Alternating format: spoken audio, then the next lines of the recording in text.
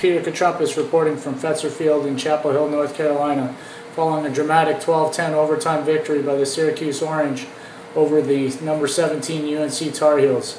Top-ranked Syracuse stayed on top early, got out the lead 4-2 after the first quarter, but then fell behind 6-4 at halftime as a 4-0 run led by Luke Goldstock's 6-point performance, 3 goals and 3 assists, helped to fuel the Tar Heel offense as it continued leading 10-7 into the fourth quarter. Even 11 saves from Brian Baucom, including one that pushed the game into overtime, couldn't make the final difference as the Orange completed a 5-0 run to end the game, with Sergio Salcido's hat-trick goal, the final one, making the difference as Stephen Rayfuss supported the effort with 2 goals and 2 assists. The win puts Syracuse in top spot in the ACC, while UNC will fight for a place in the ACC standings for ACC weekend, and also hoping for an at-large bid in the NCAA tournament. There are no undefeated teams left as Drexel defeated Hofstra 13-12 on Long Island. The Pride controlled this game early, leading 9-2 at the half, but Drexel came alive in the second half, cutting the margin to a goal before Ryan Tierney scored with 2:30 left to make it 12-10. The Dragons would score the last 3, though, to seal the win, including 2 from Robert Frise and the game winner by Jacob O'Donnell with 1:02 left. The win assures Drexel a spot in the CAA tournament. Hofstra will need to win their last 2 conference contests, including the finale against CAA leader Towson, for a shot at the top spot in the league. Hey everybody, this is Jeff Shannon with Inside Lacrosse, and I just called Johns Hopkins' victory over Penn State. It was a wild one at Homewood, as Hopkins held off Penn State 13-11. Possessions were the key to victory for the Blue Jays. Hunter Moreland was the face-off hero, winning 19 of 28 attempts. Hopkins also scooped 38 ground balls and caused 9 turnovers, both game highs. Shaq Stanley led the offense with 5 points, while Kyle Moore recorded 4 points, including 3 assists. Penn State's Colby Reese made 15 saves, and Nick Aponte and Grant Emmett notched a combined 9 points, but it wasn't enough. Hopkins is now 7-4 and 2-1 in the Big Ten. Penn State is now 10-2 and 1-2 in the Big Ten. Inside Lacrosse is Zach Babbo here at Navy Marine Corps Memorial Stadium, where I can check out the greatest rivalry in sport, Army-Navy. Navy won this chapter of this rivalry 10-6. The game really played out as matchup often does. Throughout the record books, these teams came out ready to go. Exchanged blows early. Navy, through long, deliberate possessions, built up an early 2-0 lead in the first quarter. Army took over in the second, scoring 4 goals to take a 4-3 lead into the half.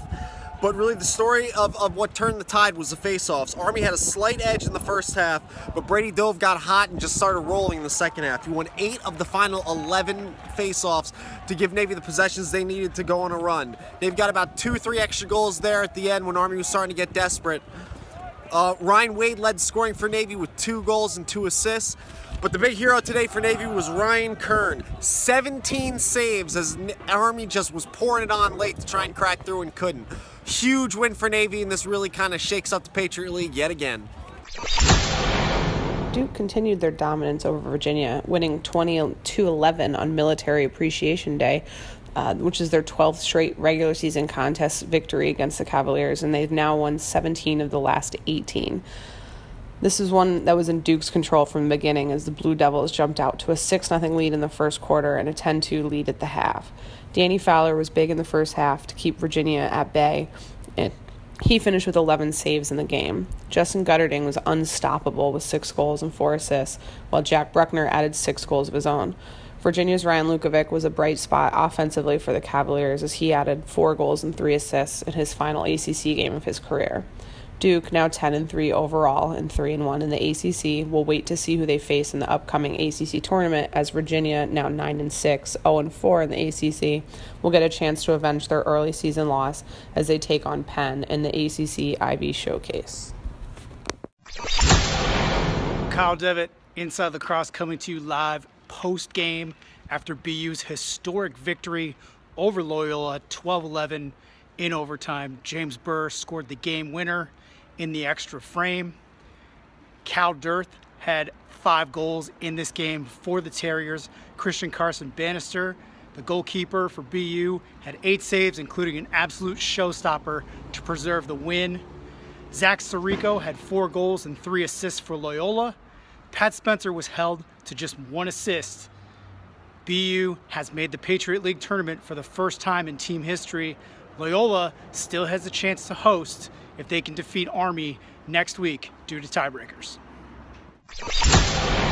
Welcome to Newark, Delaware. It was an emotional night here, celebrating 39 years of Coach Bob Schillinglaw. Coach Schillinglaw retiring at the end of the season. Tonight was his final home game here at Delaware Stadium. The team had shirts printed up with his face on them. They wore shirts that said Bob's Boys in warm-ups, but it wasn't enough.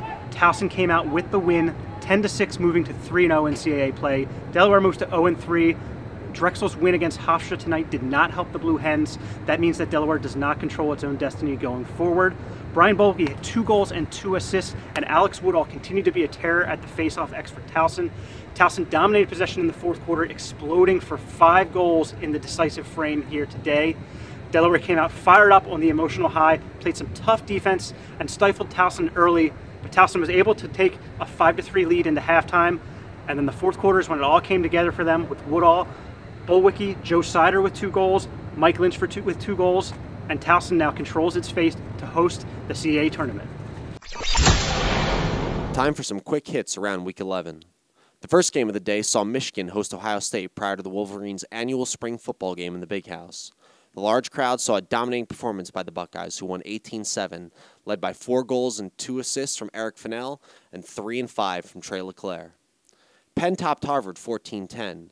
With the 2 teams fighting for their postseason fates, the loss all but eliminates Harvard from the Ivy League tournament, whereas Penn still has a chance to get in, needing a win in their last Ivy game against Dartmouth.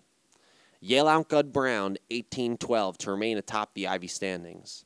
Ben Reeves put up 10 points in a balanced 5-5 effort in the offensive explosion. Goalies Phil Hufford and Phil Goss each had 15 saves in the onslaught.